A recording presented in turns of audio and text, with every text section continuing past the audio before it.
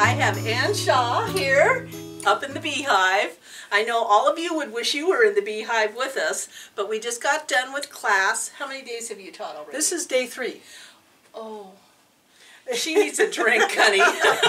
She needs a drink. This was day 1 for me, and I'm exhausted. So day 3. And the students you had today? So I started a new class today. A new class, okay. And this is my foliage class. So we're doing actually 2 things in the course of 2 days. We are working with my leaf patterns to learn about how the freezer paper templates work, and also how to use unusual combinations of fabric. So she's different than the landscapers I always complain about. You're actually creating beautiful landscape as opposed to the deer around here eat my landscape. Yes, indeed. So the first time I met you was actually in Colorado. It was, yes. Yeah, we were co-guests on the same show for the Quilt show. That's right. Yeah, That's right. That was so awesome. Because I'm not a designer, I was like walking around with my mouth open. You know, everybody has these wonderful patterns, and I'm just kind of landed into this, like Dorothy into Oz, and it was such a fun experience. Did you enjoy that? Yeah, it was a great experience as well. It was fun to share what I do, but also to find the enthusiastic audience, to meet other folks like yourself, and to work with Ricky and Alex. So that was really fun. It was. I was fascinated by the background of all of that. I had no idea that there would be a live audience. Oh, that's true. And I had no idea how they would stop and go and stop and go, like the Ellen show or the Oprah show.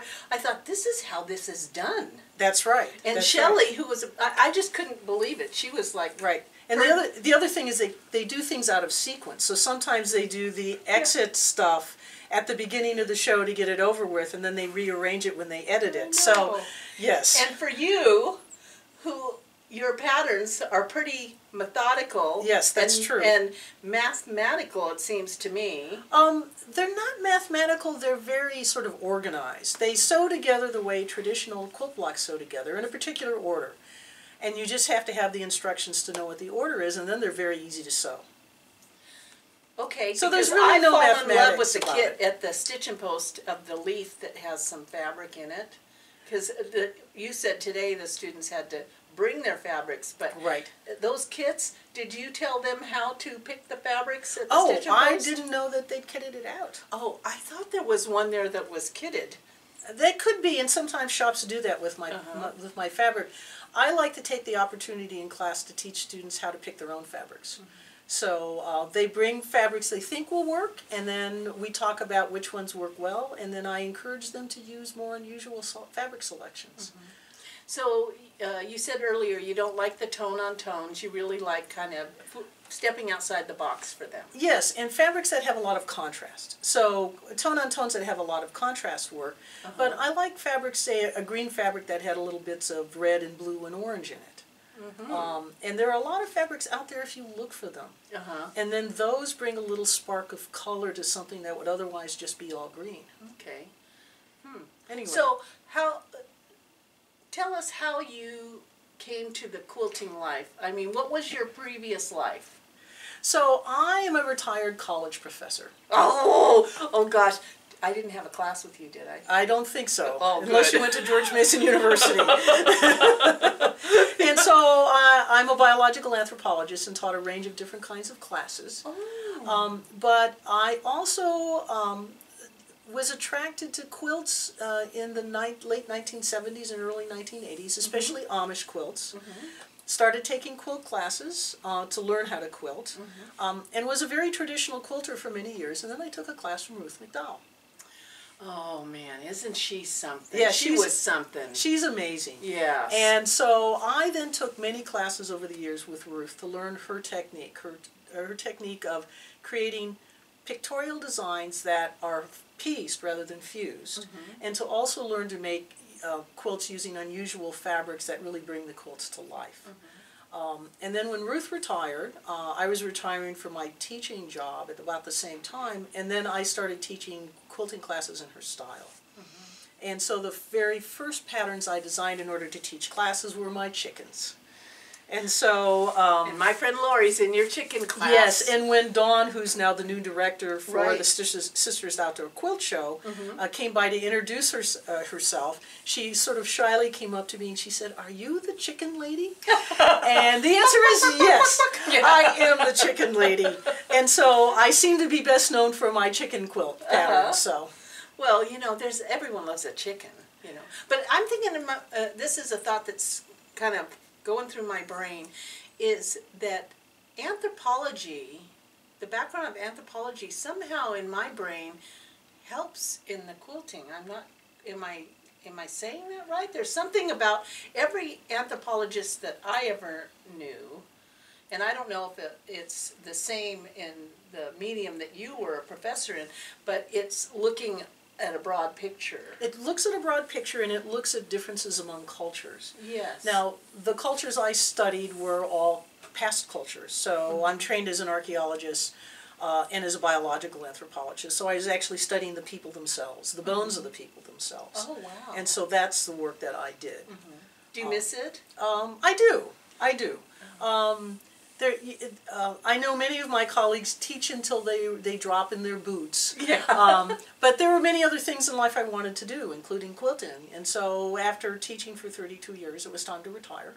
So what made you go from making an Amish quilt to Roost. Yeah. So I had the opportunity to take a class from Ruth.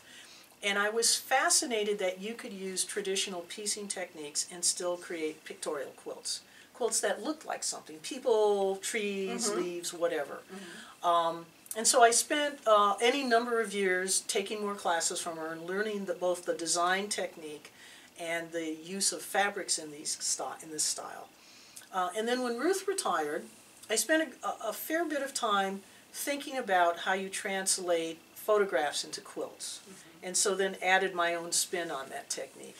Well, and to me, it's somewhat of a challenge.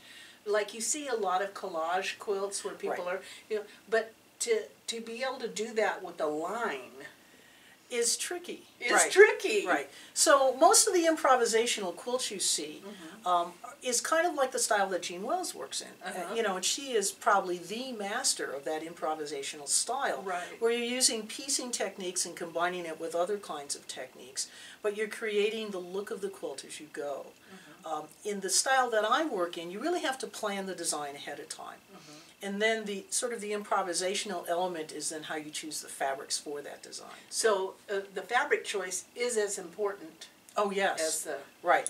And so we talk a lot about not just colors of fabrics, but contrast, scale, how the fabrics work with each other, how the image works with the background, all of those sorts of things. So you're not using one designer type, but you're like throwing a cape in there with a tula, with batiks, with everything, right? Yeah. So I look at what I call the qualities of the print. What is the scale of the print? How many colors are in the print?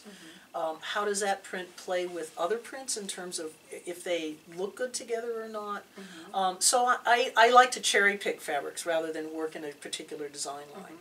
So I bet you when everyone shows up with their nice, neat pile of fabrics, they have only about 10 minutes before you're... Yes, yes. And so I try and warn students, and I give them descriptions of the kinds of fabrics they should bring, but inevitably they're going to bring fabrics they have in their stash and fabrics they like. Right. And some of those will work in those styles and many of them won't. And then I have to nudge them into thinking about using something that seems a little outrageous for what they're doing. So Don't like in you today's... see a lot of students making trips to the bathroom to compensate, you know, like just to sit in there and Well, go, since it happens to everyone in class, they can commiserate with each other. Yeah. So have a little bit of wine on your way into Anne's that's right. class. On the other hand, what happens is someone has a piece of fabric in their stash that's not going to work for their quilt, but will work for someone else's. And we only that's awesome. And we only need small bits of fabric in the kinds of patterns that I work on. So in fact, there's a lot of sharing of fabrics in class, and so that's the great advantage of actually working in a classroom setting. Right. Is that you can trade fabrics back and forth, and so everyone's quilt benefits from that. Right, and see, and quilting is about sharing and That's giving. right. So That's it's right. like you've got the whole culture of our quilting world in your class. Yes, very much so. And I also like that this is a piecing technique. We don't fuse, we don't applique, we don't glue the elements of the quilt, which means that it has this very explicit connection back to the traditions of quilting, and that's the part of it I really like. And what I love about the Quilters Affair is that we have a variety of teachers. Yes. So there's something for everybody. Absolutely. You know, if you want to, and my friend Lori, who's in your chicken class, this is something she's wanted to do for a few years, and so it's not what she traditionally does. Right. But as with all of us quilters, we're trying to step a step over the line of what feels comfortable. Absolutely, and you'll even see teachers taking classes from each other, because we all do different things, and some of us muse that there's no way we could teach each other's classes, because we really have different approaches to the kinds of things we do. So what happens for your teaching schedule? Your home base is in Washington, right? Yes, I'm just across the river from Portland, Oregon. So yeah, because I went to Fiddlesticks one time, and they were all about you. Yes, that's right. That's the shop closest to where I live. Yeah. So how many do you teach? A whole lot? Like you're on the road a lot? Or? So I teach during the nice months of the year. So I usually start toward the end of February, and I teach through the middle of October. Oh, wow. So I don't teach in the winter months. We get snowed in where I live, so it's just as easy not to do that. And then I can choose when I want to teach and sort of plan my schedule around where I'll be teaching. But I teach all over the United States and in Canada. Oh, great. And teach 5-day classes, which are my design classes, but I teach for guilds, which are usually 1 or 2-day classes. And so how would they find you? So you can go to my website, AnnShawQuilting.com. Okay, so write that down. You can pause the video and write that down. Say it again. So it's AnnShawQuilting.com. And all my information about my quilt classes, images of my quilts, ways to contact me are available there. And then I also have an Etsy shop, also Ann Shaw Quilting, where I sell my patterns. Wow. I love Etsy. So do I. That's another addiction right there. Yes. So they can see your calendar, where you're going to be teaching. So if they're in that area, then they can sign up for the class wherever you're teaching. And then, and people who would want you to come teach, they can see the calendar and say, oh, she's got a hole right here. Maybe she'd want to come. And my contact information, so they can just email me and we can talk about it. So, yeah. Okay. Well, thank you so much for coming this has been a delight, Anna. Yeah. I know we're going to have a great time the rest of this week. I know, and tonight we get to go to the sew-off. I know. What great, the sew-down. What great fun. Oh, yeah. We already checked out our baskets, you know, and our 2 baskets are the best ones there. There's no doubt about it. Yeah. You know, the rest of the teachers didn't quite measure up their baskets. Thank you. Thank you, Anna. Take care. Okay.